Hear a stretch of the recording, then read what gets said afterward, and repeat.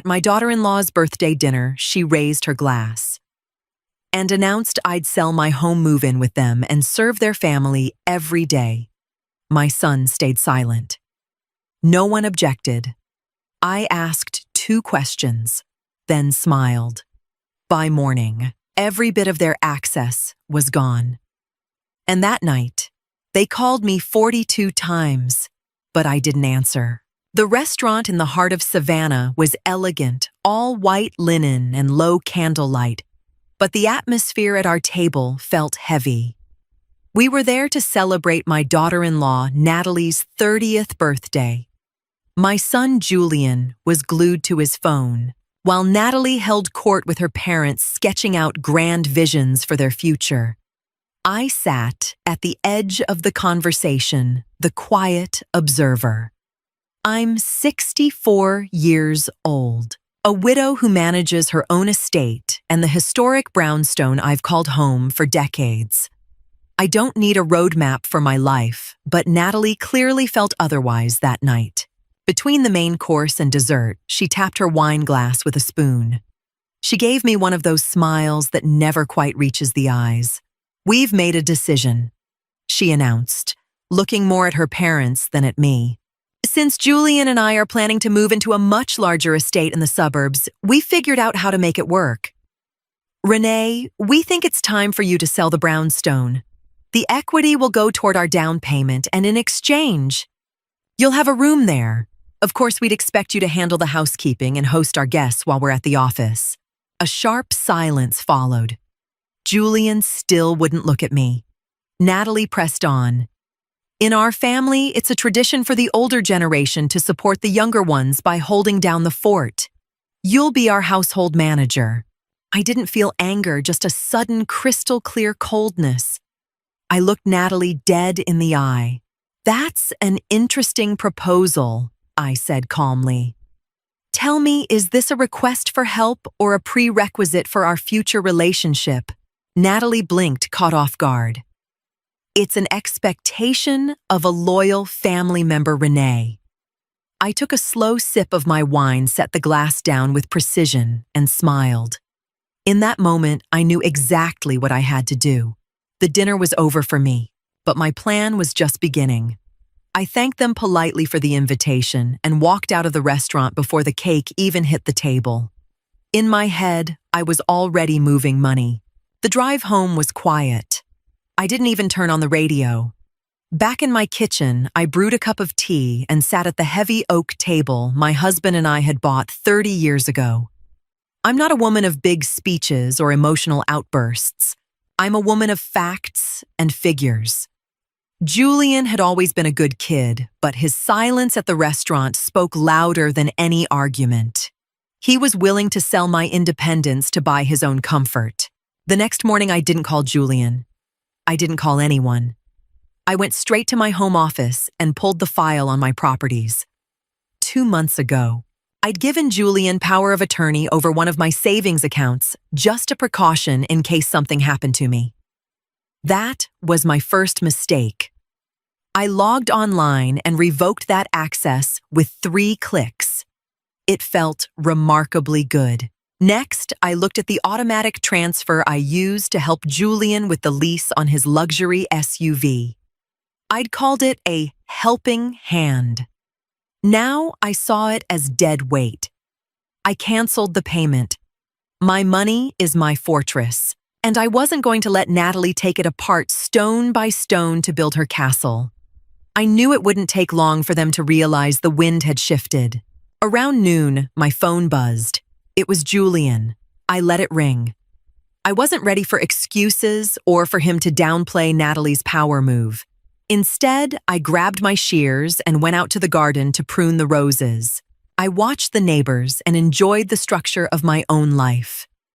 If they wanted me as a servant, they were about to find out exactly how much my services cost.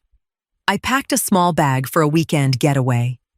I needed space, but more importantly, I needed a clean break. 2 days later, Julian showed up at my door. He looked exhausted. "Mom, why aren't you answering? Natalie's offended because you ditched her birthday dinner like that." I let him in. but I didn't offer him coffee. That was the first boundary. Usually I'd have a cake or at least some cookies ready. Today, the kitchen was cold. "I've been busy, Julian, getting my affairs in order," I said simply. He sat at the kitchen table, looking lost. "Natalie didn't mean anything bad by the house talk. She just wants us to be together. And about the bank. My dealer called. The car payment didn't go through." I looked at him, my expression unreadable. "That's correct. I've decided that my financial support for your lifestyle ends the moment that lifestyle treats my personal freedom as a bargaining chip." Julian stammered, talking about misunderstandings. He mentioned that Natalie was already picking out paint for my room in the new house. I cut him off gently. "There won't be a room for me, Julian. And there won't be a sale of this house. If you want a mansion, you'll have to buy it with your own money." His face went pale. It hit me. Then he had already factored my home's value into their budget. "But we've already put in a verbal offer on the place in Berwick," he whispered. "Natalie promised her parents we'd host their anniversary party there." I smiled. "Then Natalie should probably learn how to roast a turkey. I won't be the catering staff for her social circle." Julian left earlier than usual. He didn't look angry. He looked shocked. He had severely underestimated quiet Renee. Once he was gone, I called a locksmith and changed the deadbolts. Not because I didn't trust him with a key, but because I wanted full control over my own space. It was a symbolic act. For the first time in years, I felt wide awake.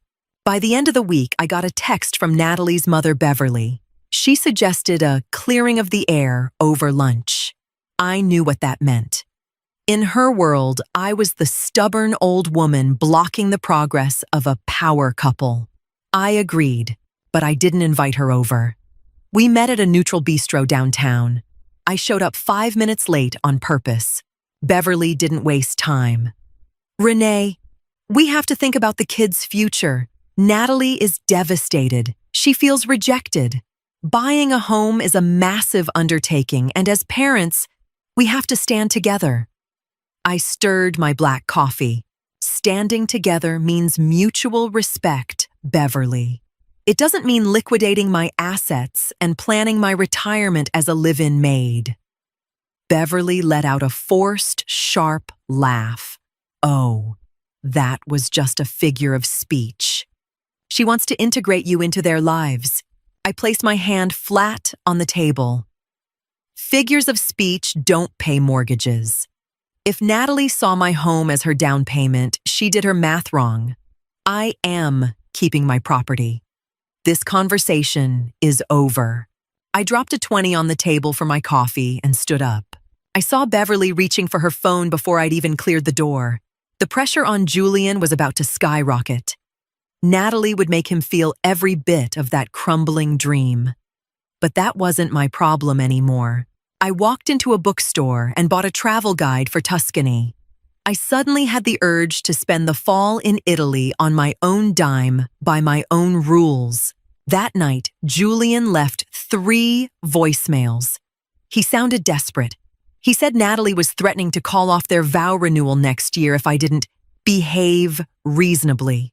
I deleted the messages. Reason is a very flexible word. I slept better that night than I had in a decade. The following week, I started a thorough inventory, not just of my finances, but of my time. I had spent the last 2 years helping Julian and Natalie with every move, every renovation, and every party. I had stayed silent when Natalie criticized my decor or gave me unsolicited advice on how to dress more modern. That was over. I started reclaiming my house. The room that used to be Julian's old bedroom, which he'd been using as a free storage unit for his winter tires and old tax files, was the first to go. I called a junk removal service. Anything of his that hadn't been touched in a year was either tossed or boxed up and dropped on his doorstep. I was making space for a new hobby I wanted to paint again. When Julian found the boxes at his apartment, he called me furious. "Mom, what is this?" "This is my stuff," I answered calmly. "It's my room, Julian. You don't live here, and I am not your free warehouse. You can keep the stuff or lose it. Your choice."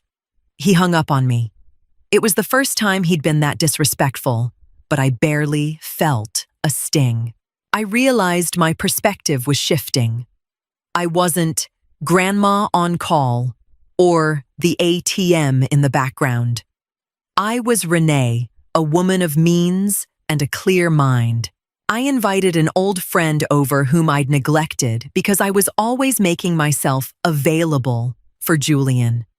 We laughed all night, and she told me, "Renee, you look 10 years younger." That night, I got the first text from Natalie.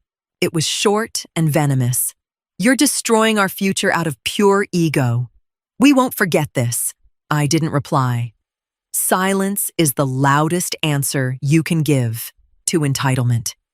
Without my monthly checks and the promise of the house sale, Natalie and Julian's house of cards began to wobble. Julian made a good living, but they lived way beyond their means. The designer vacations, the leased cars, the $200 brunches, it was all built on sand. I knew from the records that they had almost no savings. Buying that estate in Berwick was flat out impossible without me. Natalie tried a new tactic. She started texting me photos of her friends' kids, adding captions like, "This could have been us if we had a real home for a family." It was a clumsy attempt to weaponize my maternal instincts, but I had already seen the truth if I gave in. Now I'd spend the rest of my life in a guest suite, washing the laundry of a woman who despised me. I went to my bank and consulted an advisor on how to set up my capital, so it provided a lifelong annuity that no one else could touch. The advisor was impressed by my clarity. "Most people your age are worried about how much they can leave behind," he said. I replied, "I'll happily leave behind whatever is left, but I refuse to spend my living years begging for my own bread." On Wednesday, I ran into Julian at the grocery store. He avoided my eyes. He looked haggard, wearing a suit that looked like it needed a dry cleaner he couldn't afford. I felt a brief flash of pity, but then I remembered his silence at that dinner. He could have said, "Natalie, my mother isn't a servant." He didn't. He made his choice, and I made mine. I bought the most expensive set of oil paints in the store, a gift to myself. I felt truly independent for the first time in my life. On a rainy Tuesday evening, they both showed up at my door, Julian and Natalie. They looked like they were on a mission. I let them into the foyer, but didn't offer them a seat. "We're giving you one last chance." "Renee," Natalie started, skipping the pleasantries. "Either you sign the intent to sell agreement for this house, or we're cutting ties. You won't see any grandkids if we have them." There it was, the ultimate threat. Julian stared at his shoes, silent as ever. I looked at him. "Julian, is this your stance too?" He hesitated, then gave a weak nod. "We have to think about our future, Mom." I took a deep breath. It hurt, but it was a clean pain. The masks were finally off. "I understand," I said softly. "In that case, my answer is no. I'm not signing anything. And if you want to cut ties because I won't sacrifice my life for yours, then that's your decision, not mine." Natalie snorted. "You're going to die alone in this house surrounded by your money." I smiled at her. "I'd rather be alone and in control than in your house being humiliated." I opened the front door. "I believe everything has been said. Please leave." Natalie stormed out, and Julian followed her with slumped shoulders. As the door clicked shut, I felt an incredible sense of relief. The threat had been made, and the world hadn't ended. I was still here. My home was still mine, and my dignity was intact.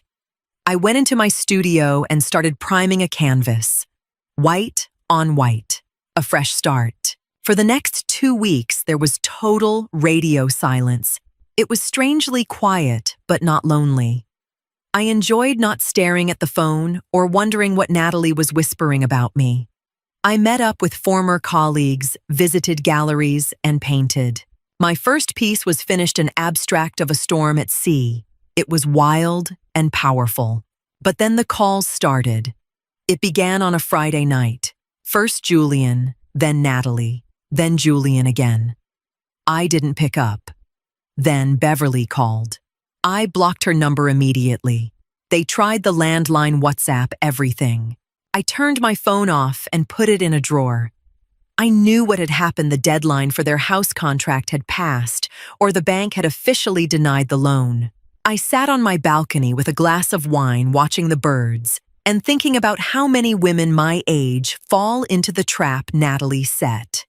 They do it out of love for their children, but they end up losing both their money and their children's respect. I kept my money and the respect. Well, Julian would have to find that on his own. In the middle of the night, I checked my phone. 42 missed calls. A record. It wasn't an expression of love. It was an expression of panic. They needed the signature of the simple old woman they had treated so condescendingly. I cleared the call log. I didn't need proof of their greed. I already knew it by heart. I felt safe within my walls. This house was more than brick and mortar. It was my freedom. The next morning, I headed to the airport. My flight to Florence left at 9. Florence was magnificent. The warmth, the light, the art. I spent my days in the Uffizi and my evenings in tiny trattorias. I didn't talk about my family to anyone. I was just a traveler, a woman enjoying her life. My phone stayed in the hotel safe most of the time. When I did turn it on, I saw the flood of messages, but I didn't even read them. I deleted them unopened.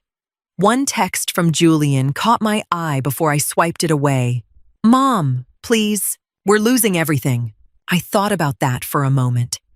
They weren't losing everything. They were just losing a lifestyle they could never afford. They still had their jobs, their health, and each other. If their relationship couldn't survive that, it wasn't worth much to begin with. I didn't feel pity anymore, just a deep, quiet distance. In a gallery near the Ponte Vecchio, I saw a painting that mirrored my life. A woman standing alone on a cliff, looking at the horizon. She didn't look sad. She looked determined. I bought it and had it shipped to Savannah. I wanted it to remind me that it's never too late to say no. I realized I'd actually been hurting Julian for years by enabling him. I'd made him soft and given Natalie the space to dominate him. My no was the best thing I could have done for him. He needed to learn how to be a man who stands by his own choices without his mother's safety net. When I flew back after 10 days, I felt like a new person. I was ready for the final chapter. When I got back to the brownstone, the air felt fresh. I found a letter from Julian in my mailbox. It wasn't an emotional blackmail note. It was a handwritten letter. He told me that he and Natalie had split up. The stress over the house and the money had exposed cracks that had been there for a long time. He was living in a small studio apartment and starting over. He didn't ask for money. He asked for a talk whenever I was ready. I waited 3 days before calling him. We met in a park, not at my house. I wanted to keep my boundaries. He looked terrible, but he seemed more honest than I'd seen him in years. "I'm sorry, Mom," he said. I was weak. I wanted to please her, and I forgot who actually had my back all these years. I just nodded. Apology accepted, Julian. But things are going to be different. I laid out my new rules. No more monthly allowances. No interference in my life. And my home remains my fortress. If he wanted to see me, it would be as a son, not as a solicitor. He accepted it. It wasn't a movie ending with tears and hugs, but it was a real beginning. A foundation of truth instead of greed. I never saw Natalie again. I heard she's looking for a new project with a bigger inheritance. I wish her luck she'll need it because there are more and more women like me every day. Women who know the value of their own work and their own lives. My painting from Florence hangs in my living room now. Every time I look at it, I think of those 42 missed calls. I kept a screenshot of them in a folder on my phone. Not out of bitterness, but as a reminder. On that night in the restaurant, I chose myself. And it was the best decision I ever made.